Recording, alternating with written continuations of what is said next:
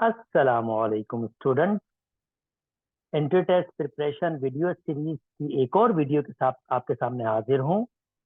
Previous videos में मैंने number system यानी कॉम्प्लेक्स नंबर और सेट्स को कंप्लीट किया था, जिसमें मैंने 3 वीडियोस में उनके एमसीक्यूज और थ्योरी को कवर किया था।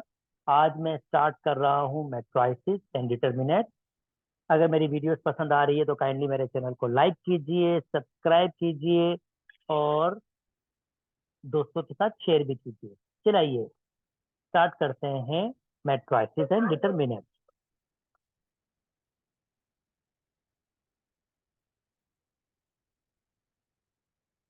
स्टार्ट कर रहे हैं मैट्रिसेस से। मैट्रिसेस आपके पास डेटा या नंबर को रिस्टोर करना होता है रोज और कॉलम के फॉर्म में।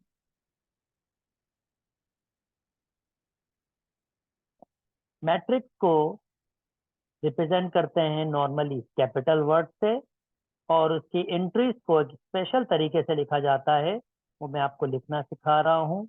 आई जे, इसका मतलब है कि इसमें आई रोज हैं और जे कॉलम है। अगर मैं कहूँ आई इज इक्वल टू 1 2 3 और जे इज इक्वल टू 1 2 3, तो इसका मतलब मैट्रिक्स किस फॉर्म में लिखी जाएगी?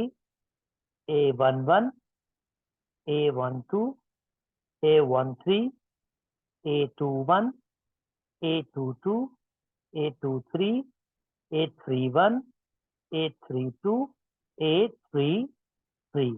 यानी अगर मैं इस एलिमेंट की बात कर रहा हूं तो ये दूसरी रो का दूसरा नंबर है। अगर मैं इस एलिमेंट की बात कर रहा हूं तो ये पहली रो का तीसरा नंबर है। इसको कुछ इस तरह से रिप्रेजेंट करते हैं। I stand for rows, j stand for column. अगर एक मैट्रिक्स में हम ये बता दें कि उसमें कितनी रोज और कितने कॉलम हैं, तो वो उसका ऑर्डर कहलाता है। ऑर्डर को इस तरीके से भी लिखा जाता है और इस तरीके से भी लिखा जाता है। इसमें 3 रोज 3 कॉलम आपके पास है। चलिए जी नेक्स्ट मूव कर जाते हैं। Type of a matrix.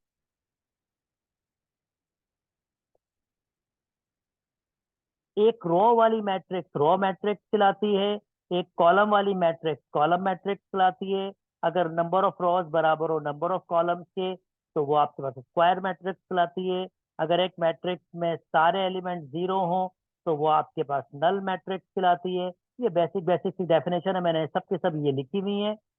ये वो आपके पास नोट इस वीडियो के लिंक में मैं शेयर करूंगा। आप चाहें तो आप भी डाउनलोड कर सकते हैं और इसको खुद भी रीड कर सकते हैं। अच्छा जी, upper triangular matrix lower triangular matrix, इसको एक्सप्लेन कर देते हैं और इसकी जो डेफिनेशन है इसके हिसाब से एक्सप्लेन कर देते हैं।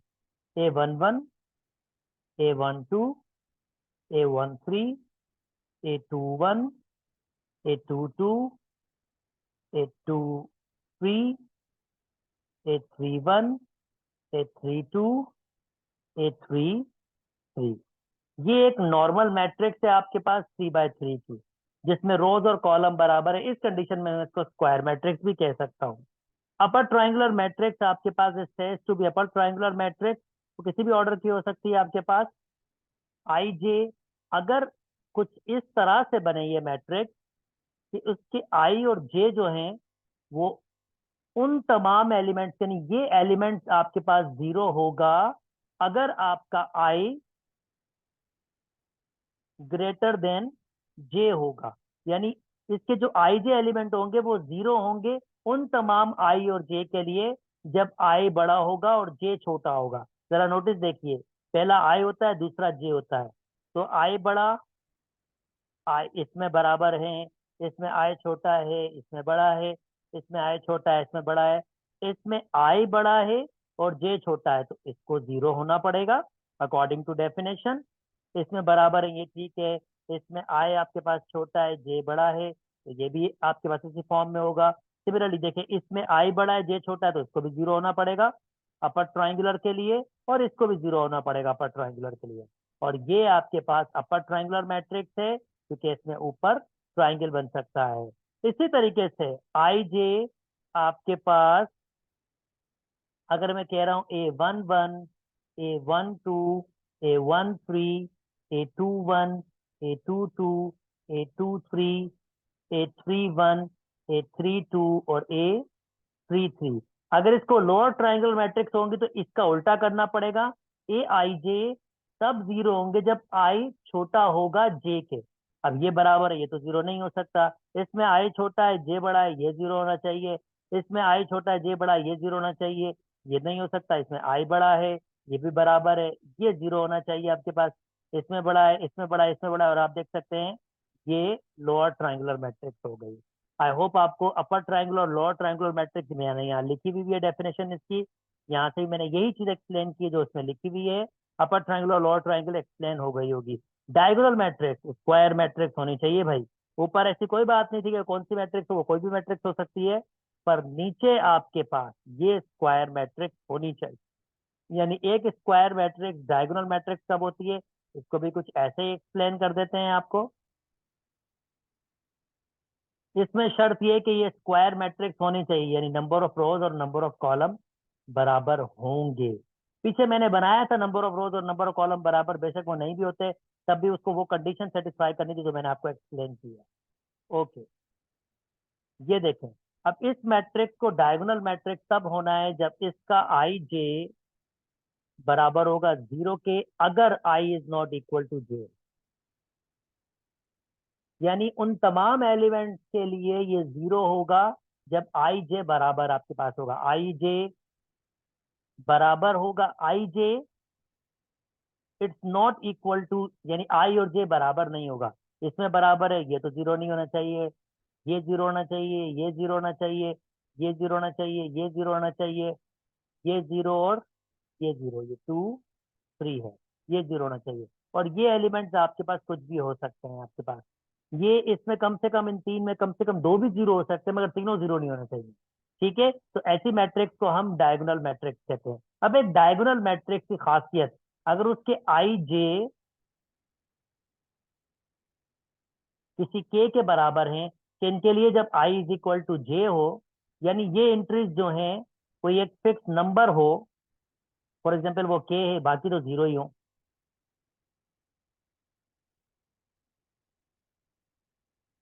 तो ऐसी मैट्रिक्स को हम स्केलर मैट्रिक्स कहते हैं। यही डेफिनेशन यहाँ लिखी हुई है। और आपके पास यूनिट मैट्रिक्स, अगर ये आपके पास जो स्केलर मैट्रिक्स है इसके लीडिंग डायगोनल्स में आपके पास वन वन हो, तो ऐसी मैट्रिक्स को हम यूनिट मैट्रिक्स कहते हैं, या आइडेंटिटी मैट्रिक्स भी कहते हैं। आइडेंटिटी मैट्रिक्स समझाएंगे इसको क्यों कहते हैं। यूनिट मैट्रिक्स क्योंकि इसके पास वन वन होते हैं, इसलिए यूनिट मैट्रिक्स होता है। चलें जी, यहाँ तक बात समझ आ गई है। दो मैट्रिक्स की बराबर होने का मतलब ये है, अगर दो मैट्रिक्स हैं आपके पास,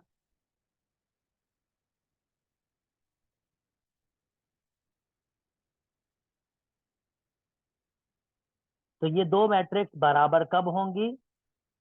नंबर वन, इसका ऑर्डर सेम होना चाहिए, ये नंबर वन होगा। और नंबर टू आपके पास होना चाहिए, इसके करस्पॉन्डिंग इंटरेस्ट सेम होने चाहिए।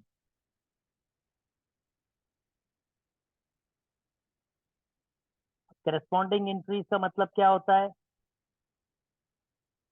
मतलब अगर ये दो मैट्रिक्स हैं ए बी सी डी, और मैं इसको कह रहा हूँ ये बराबर है ई एफ जी एच के, तो इसका मतलब ए बराबर होना चाहिए ई के, बी बराबर होना चाहिए एफ के, सी बराबर होना चाहिए डी के, जी के, और डी बराबर होना चाहिए एच के। ये दो मैट्रिसेस की इक्वलिटी की कंडीशन है। दो मैट्रिक्स ऐड तब हो सकती है जब उनका ऑर्डर सेम हो, दो मैट्रिक्स सब्ट्रैक्ट तब हो सकती है जब उनका ऑर्डर सेम हो, दो मैट्रिक्स मल्टीप्लाई हो, सॉरी, एक मैट्रिक्स किसी एक नंबर से मल्टीप्लाई हो सकती है, सिंपली वो एक नंबर उनकी हर इंटरेस्ट से मल्टीप्लाई कर जाएगा। यहाँ कुछ मिसकॉन्सेप्ट होते हैं। फॉर एग्जाम्पल, एक मैट्रिक्स ए है जिसका ऑर्डर 2/3 है, और अगर वो किसी नंबर टू से मल्टीप्लाई होगा तो स्टिल इसका ऑर्डर में कोई चेंजिंग नहीं होगी। ये जो आंसर आएगा इसका ऑर्डर भी आपके पास 2/3 होगा, सिर्फ वो एक नंबर मल्टीप्लाई कर देगा। फॉर एग्जाम्पल, एक मैट्रिक्स है 1 2 3 4, अगर आप उसको 2 से मल्टीप्लाई करें तो ये हो जाएगा 2 4 6 8, और आप देख सकते हैं इसके ऑर्डर में कोई चेंजिंग नहीं आई, पहले भी 2/2 थी और अब भी 2/2 है। ओके जी, कुछ प्रॉपर्टी से बात कर लेते हैं दो मैट्रिसेस की। ये ये आपके पास कह रहा है दो मैट्रिसेस किसी भी नंबर, ये कोई भी नंबर आपके पास है, मैट्रिक्स किसी भी नंबर एफ, आपके पास कोई भी नंबर हो सकते हैं, एक मैट्रिक्स का ऑर्डर m बाय n है, तो दो मैट्रिक्स ऐड हो सकती है। दो मैट्रिक्स अगर ऐड होंगी तो a प्लस बी बराबर होगा b प्लस ए के। इसे हम कहते हैं कम्यूटेटिव लॉ, इसे हम कहते हैं एसोसिएटिव लॉ। एडिटिव आइडेंटिटी का मतलब होता है कि अगर एक मैट्रिक्स को नल मैट्रिक्स से ऐड किया जाए, और null matrix special matrix,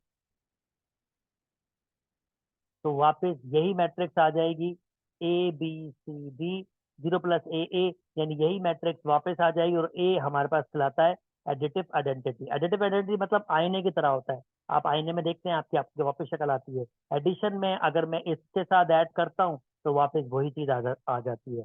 okay, additive inverse आपके पास क्या होगा, एक मैट्रिक्स एडिटिव इनवर्स ऐसा मैट्रिक्स होगा जो उसके नेगेटिव नंबर से बनेगा, और उसकी खासियत क्या होगी, जब मैं उसके साथ वही मैट्रिक्स ऐड करूंगा तो आंसर नल मैट्रिक्स आएगा।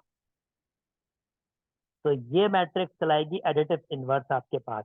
ओके, एक मैट्रिक्स को जैसे यहाँ पर ये लिखा हुआ है, एक नंबर को जब दो मैट्रिक्स से मल्टीप्लाई करो, या उस नंबर को ए से मल्टीप्लाई करो और उसी नंबर को बी से मल्टीप्लाई करो, तब ऐड करो, कोई फर्क नहीं पड़ता। कहता है नंबर को लेफ्ट साइड से मल्टीप्लाई, एक मैट्रिक्स को नंबर के साथ लेफ्ट साइड से मल्टीप्लाई करो या राइट साइड से मल्टीप्लाई करो, कोई फर्क नहीं पड़ता। और दो नंबर्स को ऐड करके मल्टीप्लाई करो, या आप ए से इंडिविजुअल उस नंबर को मल्टीप्लाई करके ऐड करो, तब भी मैट्रिक्स में रिजल्ट से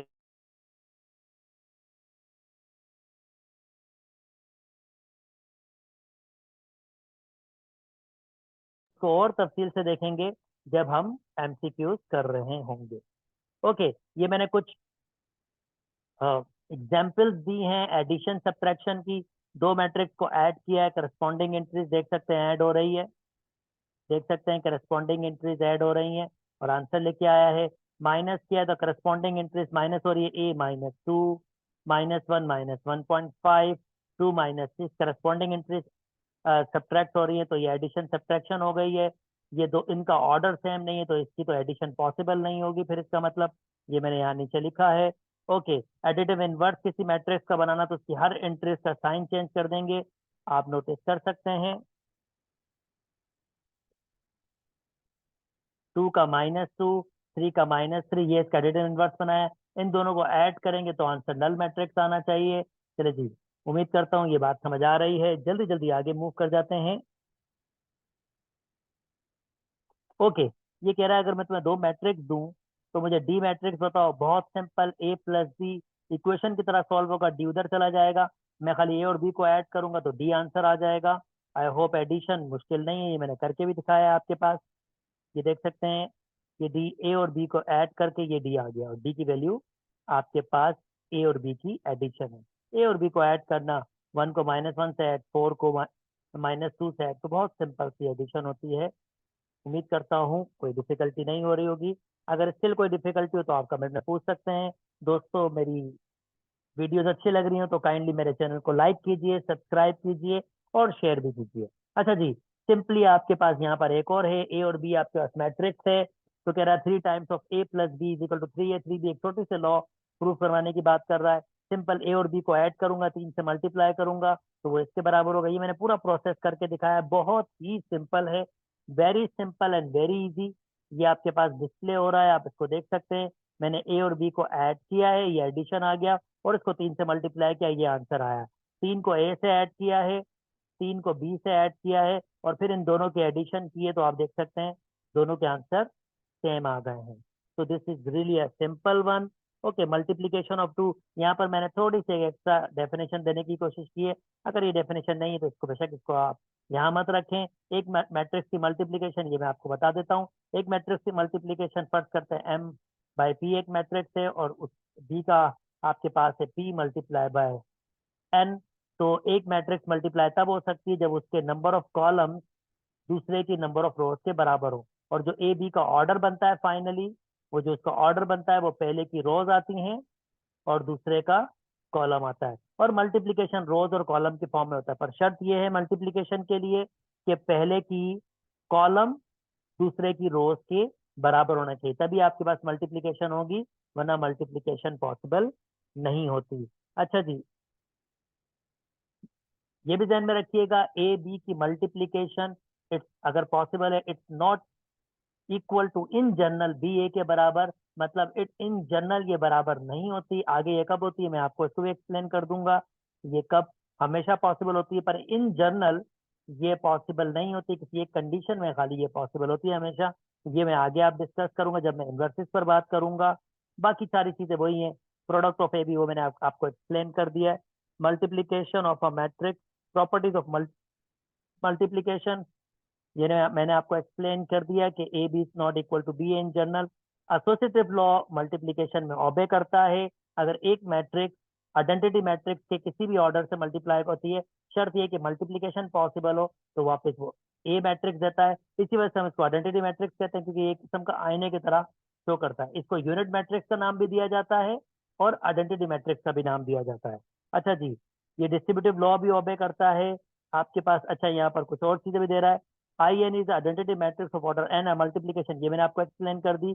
for every non singular matrix, ये नॉन सिंगुलर मैट्रिक्स का मतलब होता है जिसमें determinant it's not equal to zero. ये मैं आगे एक्सप्लेन करूंगा डिटर्मिनेंट क्या होते हैं। अभी के लिए सिर्फ इतना कि determinant is not equal to zero. There is exist a unique matrix this one, ये आपके पास सिंपली ये वही बात बता रहा है। ये ए बी बी ए के बराबर कब होता है? जब ए बी का इन्वर्स होता है या बी ए का इन्वर्स होता है, तो हम उसको मल्टीप्लाई करते हैं, चाहे ए को बी से मल्टीप्लाई करें चाहे बी को ए से मल्टीप्लाई करें, दोनों का आंसर सेम आता है और वो आइडेंटिटी मैट्रिक्स आती है आपके पास। तो इसी वजह से ए बी और बी ए आपके पास बराबर होता है, मगर शर्त यही होती है कि ए बी का इन्वर्स होना चाहिए या बी ए का इन्वर्स होना चाहिए।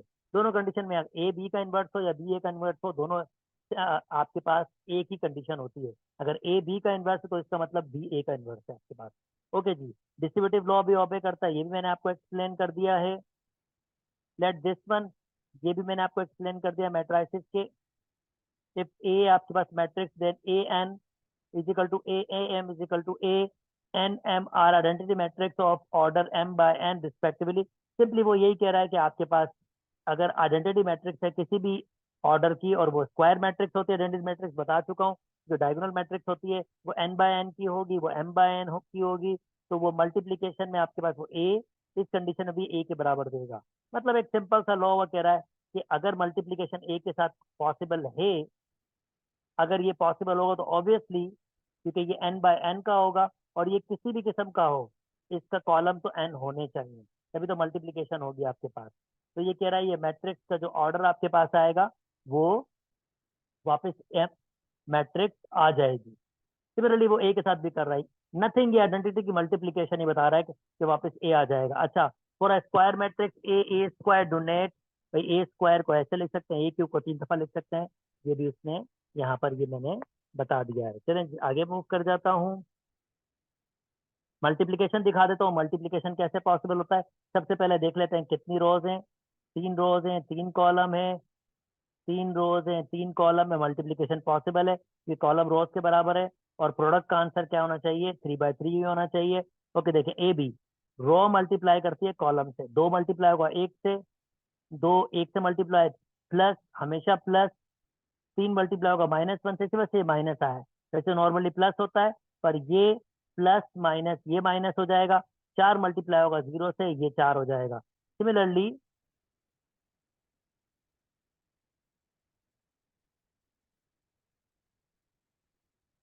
2 मल्टीप्लाई होगा 3 से, दो, अब ये रो इस कॉलम से मल्टीप्लाई होगा, 2 मल्टीप्लाई होगा 3 से, प्लस 3 मल्टीप्लाई होगा 2 से, प्लस 4 मल्टीप्लाई होगा 0 से, ये यहाँ लिखा हुआ है। और फिर ये एक और रो एक और कॉलम यही काम करेगा। अब इस रो ने इन तीनों के साथ वर्किंग कर दिया, अब इसकी बारी आएगी और वो भी 3 ऐसे ही होगा और फाइनली सिंप्लीफाई होकर हमारे पास मल्टीप्लीकेशन आ जाएगी।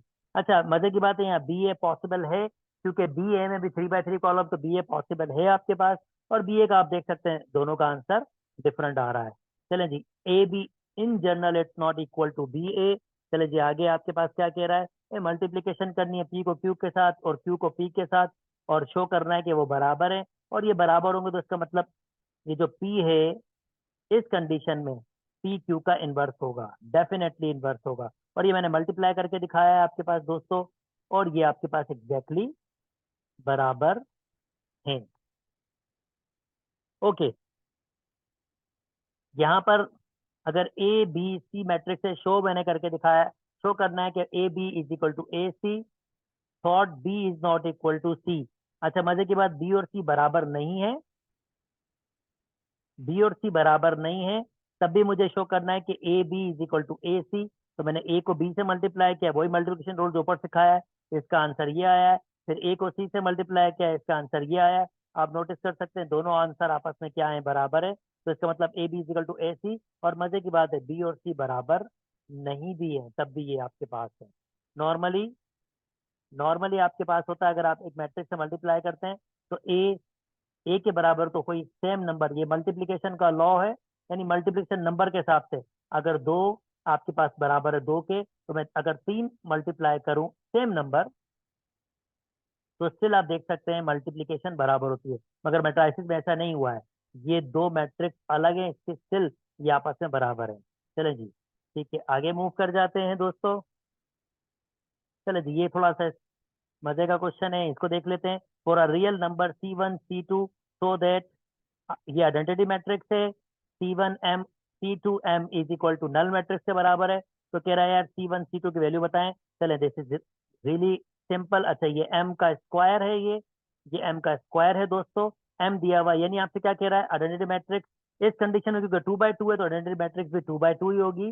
वो रेफरेंस से जो क्वेश्चन होता है उस हिसाब से वो आइडेंटिटी मैट्रिक्स बनती है, तो ये 2 बाई 2 ही होगी नेसेसरली। तो इसका मतलब ये कह रहा है कि 1 0 0 1, कोई C1 है, M की वैल्यू कितनी दी हुई है आपके पास, M दिया हुआ matrix 1 3 0 2 plus C2, M square कह रहा है 1 3 0 2, और ये सब बराबर किसके हैं, नल मैट्रिक्स के बराबर हैं। तो कह रहा है बताओ यार कि C1 और C2 की वैल्यू क्या होगी। तो पहले मैंने क्या किया है, मैंने एम स्क्वायर निकाला है, मल्टीप्लाई किया है, ये एम स्क्वायर की मेरी वैल्यू आ गई है। फिर मैंने क्या किया है, सारी वैल्यूज मैंने पुट की और सिंप्लीफाई किया। ये identity matrix 1 0 0 1 plus C1 M की वैल्यू मेरे पास क्या है, 1 3 0 2, C2 M स्क्वायर मेरे पास क्या आया है, 1904। और ये सब किसके बराबर है, नल मैट्रिक्स के।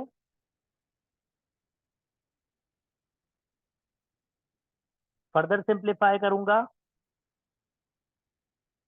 C1 1001, C1 सबसे मल्टीप्लाई हो जाएगा, स्केलर मल्टीप्लिकेशन बता चुका हूं, तो ये C1 हो जाएगा। ये हमारे पास 3C1 3C1 हो जाएगा। ये 0C1 0 हो जाएगा, और C1 2 से तो 2C1 हो जाएगा, और C2 मल्टीप्लाई हो रहे हैं, ये 1C1 हो जाएगा। 9, सॉरी ये C2 है, C2 हो जाएगा, 9C2 हो जाएगा। और ये आपके पास नेक्स्ट नंबर है, 0 ही रहेगा आपके पास, और ये 4C2 हो जाएगा। और ये किसके बराबर है, 0 0 0 और 0 के। और फिर इन सबको ऐड किया है, जो मैंने ये बनाया इन सबको ऐड किया है, इसकी एडिशन ये हो जाएगी। इसका मतलब C1 प्लस C1 C2 दो मैट्रिक्स बराबर है, तो ये 0 के बराबर होगा। और 3C1 प्लस 9C2 ये भी 0 के बराबर होगा। देखें, इसने क्या, मैंने क्या किया है, 1 की वैल्यू वहां शिफ्ट की, वो -1 हो जाएगा। और 3C1 3C1 जस्ट वैल्यूज रखी है मैंने, ये मैं अब यहाँ इसको मिटा देता हूँ मैं। अब इसी के जरिए इसको सॉल्व करके दिखाता हूँ आपको। C1 plus C2 plus 1 is equal to 0, और ये 3C1 plus 9C2 is equal to 0, C1 plus C2 is equal to -1, और 3C1 plus 9C2 is equal to 0। तो अगर मैं इसको 3 से मल्टीप्लाई कर दूं तो 3C1 plus 3C2 is equal to -3। ये मेरी पहली इक्वेशन कह देता हूँ, चलो मैं इसकी दूसरी इक्वेशन कह देता हूँ, और ये मेरी तीसरी equation.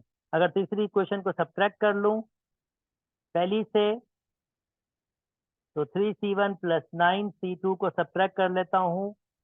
3c1 plus 3c2 is equal to -3 से, अच्छा ये इक्वल टू 0 है आपके पास, सब्ट्रैक्ट कर लेता हूँ, ये साइन चेंज कर देगा, ये कैंसिल आउट हो जाएगा। 6c2 इज इक्वल टू 3, और c2 आपके पास कितना आ रहा है, 1/2 के बराबर। और सिमिलरली ये C2 की वैल्यू किसी भी क्वेश्चन में पुट कर देंगे जैसे मैंने पुट किए, तो C1 भी आपको मिल जाएगा। उम्मीद करता हूँ दोस्तों ये वाली बात भी समझ आ गई होगी, अच्छी सी एग्जाम्पल थी जिसमें हमने काम भी थोड़ा सा किया है। ओके, एक और एग्जाम्पल कर लेते हैं दोस्तों, this is really nice.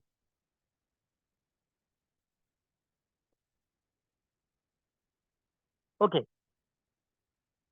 Example आपके पास ये 9 है, इसमें कहता है यार मैंने किसी इस मैट्रिक्स को कुछ आपस में मल्टीप्लाई किया, एन ऊपर लिखा हुआ, इसका मतलब आपस में मल्टीप्लाई करने का, 2 होगा तो 2 दफा आपस में मल्टीप्लाई करें, अगर 3 होगा 3 दफा आपस में मल्टीप्लाई करें, अगर 4 होगा तो 4 दफा आपस में मल्टीप्लाई करें। तो कह रहा है कोई एन दफा मल्टीप्लाई किया है और आंसर ये आया है, और इसमें ए भी मिसिंग है, मजे की बात।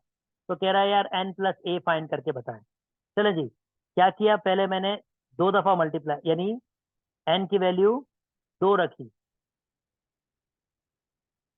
एन की वैल्यू 2 रखी, तो इसका मतलब मैंने इसको एन के 2 दफा मल्टीप्लाई किया है, लाइक दिस वन, आप नोटिस कर सकते हैं 2 दफा मल्टीप्लाई किया है, तो जो आंसर आ रहा है वो ये आ रहा है, यानी ये 2 दफा मल्टीप्लाई करने पर आ रहा है, और ये फिर 3 दफा मल्टीप्लाई किया है। अच्छा मैं इसका आंसर यहाँ लिख देता हूँ, 142a+8, या मैं थोड़ा सा इसको बेहतर तरीके से देता हूँ, जब n इजिकल टू 1 होगा यानी यहाँ 1 होगा तो यही वापस आ जाएगा। मैं आपको जस्ट इसका थोड़ा सा अंडरस्टैंडिंग देने की कोशिश कर रहा हूँ। बहुत मजे का एमसीक्यू से, बहुत मजे का क्वेश्चन है, एमसीक्यूज में ऐसे क्वेश्चन आ भी सकते हैं। अगर n2 होगा यानी इसको इसी से मल्टीप्लाई किया, तो मल्टीप्लीकेशन का आंसर ये मैं दिखा रहा हूँ आपको, आंसर क्या है, 142a+8, 018 एंड 001। नोटिस करें ये नंबर तो सेम आ रहे हैं, चेंजिंग का है, 2 से 4 हो गया, और ये 1 का ये हो गया, 4 का आपको एक्चुअली आपके पास 8 हो गया। सिमिलरली अगर n की जगह 3 ले रहा हूँ, तो ये देखें, ये n स्क्वायर और n की मल्टीप्लीकेशन यानी n⁻3 हो जाएगा, तो इसकी मल्टीप्लीकेशन का आंसर क्या आ रहा है हमारे पास, 163a+24, 012 001। और मुझे दोस्तों अब क्या फाइंड करना है, मुझे एन और ए फाइंड करना है। जरा नोटिस कीजिए, 1 पुट करने पर यहाँ पर 2 था, 2 पुट करने पर यहाँ पर 4 था, जिसको मैं लिख सकता हूँ 2 × 2, और 3 पुट करने पर यहाँ पर 6 था, जिसको लिख सकता हूँ 3 × 2, यानी ये वाली एंट्री जो है ना, ये वाली एंट्री अगर n आपके पास होगा, तो फिर ये जो एंट्री आपके पास होगी, ये एंट्री आपके पास 2n होगी। जब ये n होगा तो ये एंट्री आपके पास क्या होगी, 2n, क्योंकि जितना भी n होगा वो 2 से मल्टीप्लाई होकर आ रहा होगा, इसका मतलब ये 2n होगा।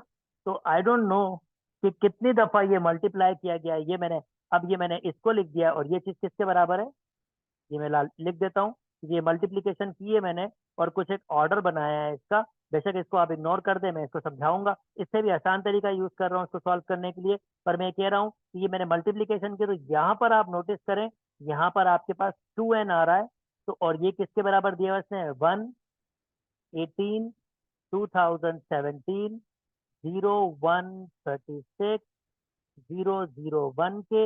इसका मतलब ये एंट्री, ये एंट्री 2n, ये किसके बराबर होगा, 18 के, यानी 2n एक्चुअली बराबर होगा 18 के, क्योंकि मुझे n की वैल्यू फाइंड करनी थी इन जनरल वाले डिस्कशन में, पता नहीं कितनी दफा मल्टीप्लाई हुआ है, पर यहाँ पर आंसर 2n आया है, और 2n यहाँ पर इसने कहा है कि ये किसके बराबर है, 18 के करस्पॉन्डिंग एंट्री, तो n किसके बराबर हो जाएगा, 9 के। इसका मतलब मुझे n की वैल्यू मिल गई है। अब नेक्स्ट देखिए, नेक्स्ट भी एक सीक्वेंस बन रही है, a 2a+8 3a+24, जो एक फनी वे में लिखा हुआ है, पर आप नोटिस करें a 2a 3a, इसका मतलब यहाँ पे n a होगा, अगर n की वैल्यू 1 होगी तो 1a, अगर n की वैल्यू 2 होगी तो 2a, अगर n की वैल्यू 3a होगी तो 3a, यानी यहाँ पर आपके पास क्या आ रहा है, na। पहली बात तो ये na आपके पास आ रहा है, प्लस फिर एक और सीक्वेंस बन रही है आपके भी पास, यहाँ पर तो कोई नंबर नहीं, यहाँ पर 8 है और यहाँ पर आपके पास क्या है, कोई नंबर नहीं, तो मैं इसको 0 कह सकता हूँ। यहाँ पर कोई नंबर नहीं तो मैं इसको 0 कह सकता हूँ। यहाँ है 2a प्लस 8 और 3a प्लस आपके पास 24, और ये बड़ी मजे की सीक्वेंस आपके पास बन रही है। मैं यहाँ पर डायरेक्टली उसको दिखा रहा हूँ कि किस फॉर्म में होगी। 8 आपके पास n-1 n/2। अब ये मैंने कैसे लिखा है ये मैं आपको आइडिया दे देता हूं।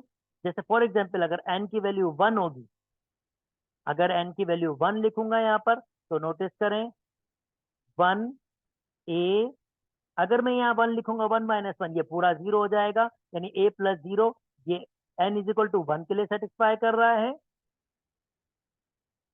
ओके, अगर n की वैल्यू 2 होगी तो कितना आना चाहिए, 2a प्लस 8। तो जरा नोटिस कीजिए, अगर n की वैल्यू 2 होगी तो ये 2a हो जाएगा, और 8 n की वैल्यू 2-1 यानी कि ये हो जाएगा 1 2/2। और आप नोटिस करें 2a प्लस 8 के बराबर हो जाएगा। इसका मतलब ये है दोस्तों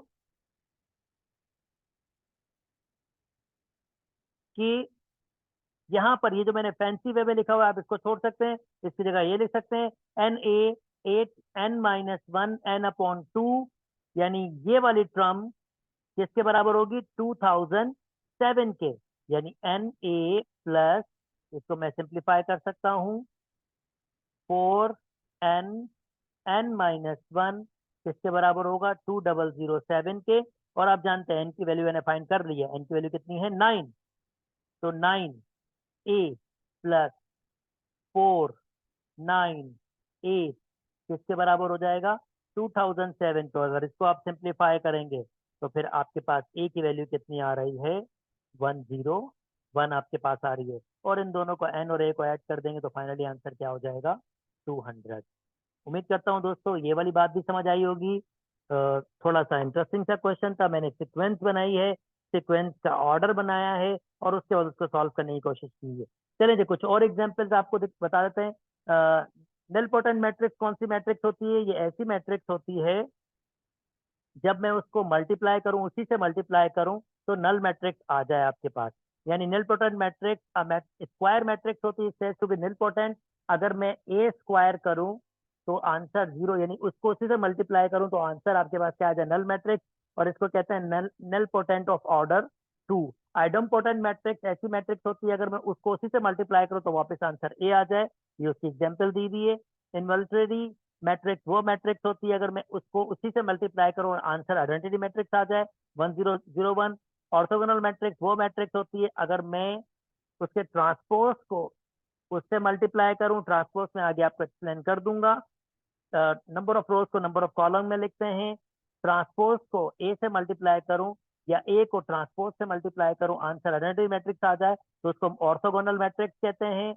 यूनिटरी मैट्रिक्स आपके पास अगर एक मैट्रिक्स को उसके कॉम्प्लेक्स कॉन्जुगेट, यानी यहाँ पर जो इसकी एंट्रीज होंगी वो कॉम्प्लेक्स नंबर होगी, एक मैट्रिक्स को उसके कॉम्प्लेक्स कॉन्जुगेट से मल्टीप्लाई करें आइडेंटिटी मैट्रिक्स आ जाए तो उसे यूनिटरी मैट्रिक्स कहते हैं। ओके, ये एक मैट्रिक्स था, इसका मैंने स्क्वायर किया है और आप नोटिस करें इसका आंसर ये आ रहा है। अगर मैंने इसका पावर एक और दफा मल्टीप्लाई किया मतलब एक क्यूब किया है तो इसका आंसर नल मैट्रिक्स आ गया। तो इसको हम कहेंगे नल पोटेंट मैट्रिक्स और इसका ऑर्डर होगा 3। ये मैंने आपके सामने यहाँ डिस्कस किया है, आप इसको इग्नोर कर सकते हैं, ये बहुत ज्यादा हाई लेवल में हो जाएगा, इसको आप छोड़ सकते हैं। सादा सल्फा वो इतना मुश्किल नहीं, आप चाहें तो उसको रीड कर सकते हैं, पर यहाँ पर सिर्फ मैं ऐसी चीजें एक्सप्लेन कर रहा हूँ जो बहुत ज्यादा इंपॉर्टेंट आपके पास है। ट्रांसपोज ऑफ अ मैट्रिक्स आपके पास, ट्रांसपोज ऑफ अ मैट्रिक्स को जब एक मैट्रिक्स को जब एक मैट्रिक्स आपके पास हो जिसको अगर आप क्या करें, अगर उसका ऑर्डर आपके पास क्या दिया हुआ है, एक मैट्रिक्स m/n है, ट्रांसपोज का मतलब होता है एक मैट्रिक्स का ट्रांसपोज टी भी लिखते हैं, स्मॉल टी भी लिखते हैं, डैश भी लिखते हैं। इसका मतलब होता है इस मैट्रिक्स के जो कॉलम होते हैं वो रोज बन जाते हैं और जो रोज होती है वो कॉलम बन जाती है, यानी ये ऑर्डर चेंज कर देता है आपके पास।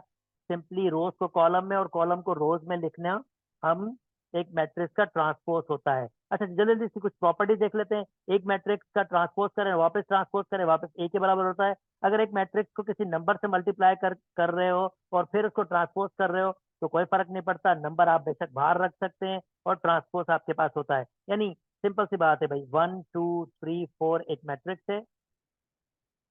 अगर मैं इसका ट्रांसपोज करूंगा तो ये 1 2 3 4 हो जाएगा आपके पास। ठीक है। और अगर मैं इसको किसी नंबर से मल्टीप्लाई करूं, जैसे 2 से मल्टीप्लाई करूं, 2 है, तो 1 2 2 4 6 8 हो जाएगा। और ये सिंपली इसके बराबर भी हो सकता है। अगर मैं 2 को मल्टीप्लाई कर दूं इसके ट्रांसपोज से, आप देख सकते हैं 2 को मल्टीप्लाई कर दूं इसके ट्रांसपोज से, तब भी आपके पास आंसर क्या आएगा, ये आएगा 2। यहाँ पर आ जाएगा आपके पास, जैसे इसने एक्सप्लेन किया है यहाँ पर।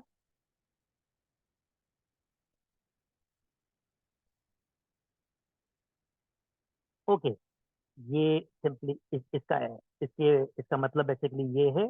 मैं आपको इसको एक्सप्लेन कर देता हूँ एक दफा फिर। ओके, ये एक मैट्रिक्स आपके पास है, इसको मैं एक्सप्लेन कर रहा हूँ। फॉर एग्जाम्पल लैम्डा एक नंबर 2 है और एक मैट्रिक्स है 1 2 3 एंड 4, और हम इसका ट्रांसपोज कर रहे हैं। तो ये हो जाएगा आपके पास कितना, 2 4 6 8।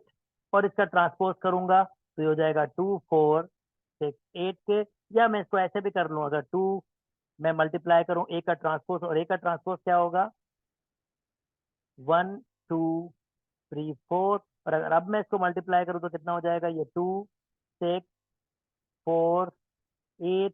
आप देख सकते हैं इसके लिए बिल्कुल बराबर है। अच्छा जी, नेक्स्ट हमारे पास कह रहा है, ये दिस इज रियली इंटरेस्टिंग। अगर मैं दो मैट्रिक्स को ऐड करूं, उसका ट्रांसपोज करूं, और आपके पास एक मैट्रिक्स का ट्रांसपोज करूं और दूसरे का ट्रांसपोज करूं, इन दोनों का सम आपके पास बराबर होता है, सब्ट्रैक्शन भी बराबर होती है। और this is really important property, ये ध्यान में रखिएगा एमसीक्यूज के हिसाब से। दो मैट्रिक्स का ऐड करके ट्रांसपोज करो और उनका इंडिविजुअल ट्रांसपोज करके ऐड करो, बराबर होते हैं। सब्ट्रैक्शन में भी यही होता है। शर्त ये है कि आपके पास वो मैट्रिक्स शर्त ये है कि वो मैट्रिक्स आपके पास एडिशन हो, यानी कंपेरेबल का मतलब ये होगा कि वो एडिशन उसमें पॉसिबल आपके पास होनी चाहिए, यानी number of rows number of column के बराबर होना चाहिए इस कंडीशन में। ओके जी, नेक्स्ट मूव कर जाते हैं साइमेट्रिक और इनवर्ट साइमेट्रिक की बात कर लेते हैं दोस्तों। एक मैट्रिक्स साइमेट्रिक मैट्रिक्स तब होती है जब उसका ट्रांसपोज करे और वापस वो ए के बराबर आ जाए, तो वो साइमेट्रिक मैट्रिक्स होती है। जैसे ये कह रहा है कि एक मैट्रिक्स साइमेट्रिक तब होती है जब मैं उसका ट्रांसपोज करूं और वापस वही मैट्रिक्स आ जाए, तो वो साइमेट्रिक मैट्रिक्स होती है। और स्क्रू साइमेट्रिक, अगर मैं उसका ट्रांसपोज करूं और माइनस ए के बराबर आ जाए, तो वो स्क्रू साइमेट्रिक होती है। जैसे यहाँ आप ये देख सकते हैं, अगर मैं इस मैट्रिक्स का ट्रांसपोज करूंगा ए मैट्रिक्स, तो ये मैट्रिक्स वापस आ जाएगी, तो ये साइमेट्रिक मैट्रिक्स है। और इसका अगर ट्रांसपोर्ट करूंगा और उसको माइनस से मल्टीप्लाई कर दूंगा दोस्तों, तो फिर ये आपके पास स्क्रू साइमेट्रिक मैट्रिक्स हो गया। आप इसको खुद चेक कर सकते हैं, दिस इज रियली नेसेसरी। और एक मजे मजे की चीजें और भी हैं in skew symmetric matrix. All the diagonal elements are zero, ये आप नोटिस कर सकते हैं, स्क्रू साइमेट्रिक में डायगोनल एलिमेंट जीरो होते हैं। फॉर एनी स्क्वायर मैट्रिक्स, किसी भी स्क्वायर मैट्रिक्स से number of rows number of column के बराबर होना चाहिए। अगर एक मैट्रिक्स को उसके ट्रांसपोज से ऐड करूंगा तो वो साइमेट्रिक होता है, और एक मैट्रिक्स को उसके ट्रांसपोर्ट से सब्ट्रैक्ट करूंगा तो वो स्क्रू साइमेट्रिक होता है। And this is really a very good property, ये आपको जरूर ध्यान में रखनी है एमसीक्यूज में, क्योंकि ये काम की चीज है। और तीसरी कह रहा है, फॉर एवरी स्क्वायर मैट्रिक्स इन, कोई भी स्क्वायर मैट्रिक्स जो है, कोई भी स्क्वायर मैट्रिक्स लिखी जा सकती है उसके साइमेट्रिक और एंटी साइमेट्रिक की फॉर्म में। यानी मैं इन दोनों को ऐड करूंगा, वापस ए ही आ जाएगा। एक स्क्वायर मैट्रिक्स को लिखा जा सकता है, ये ए कोई मैट्रिक्स है और ये इसकी साइमेट्रिक मैट्रिक्स है, और ये वही ए मैट्रिक्स जो आपने लिए ये उसकी साइमेट्रिक मैट्रिक्स सब्ट्रैक्शन है। यानी आप कोई भी एक एक मैट्रिक्स है, जैसे मैं यहाँ इसकी एग्जांपल दिखा देता हूँ। 1 2 स्क्वायर होना शर्त है, 3 एंड 4, 3 4। अगर मैं इसका ट्रांसपोज कर दूंगा, अगर मैं इसका ट्रांसपोज कर दूंगा दोस्तों,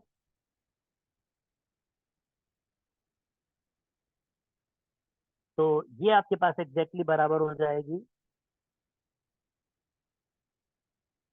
1 2 3 4 के, और अगर मैं ए को ए से ऐड करूंगा तो इसका आंसर आ जाएगा 1, यानी 2, 5, 5, 8। और ये डेफिनेटली साइमेट्रिक मैट्रिक्स है, ये साइमेट्रिक मैट्रिक्स आप देख सकते हैं, इसका आप ट्रांसपोज कर लें, साइमेट्रिक मैट्रिक्स है। और ये थ्रू साइमेट्रिक मैट्रिक्स बनेगी, दोनों को ऐड करेंगे तो वापस ए ही आपके पास आ जाएगा। उम्मीद करता हूं दोस्तों यहाँ तक बात समझ आई होगी। इंशाल्लाह नेक्स्ट वीडियो के साथ आपके साथ हाजिर होंगे। अगर मेरी वीडियो पसंद आ रही है तो काइंडली मेरे चैनल को लाइक कीजिए, सब्सक्राइब कीजिए, और प्लीज दोस्तों के साथ शेयर भी कीजिए। अपना ख्याल रखिएगा। अल्लाह हाफिज।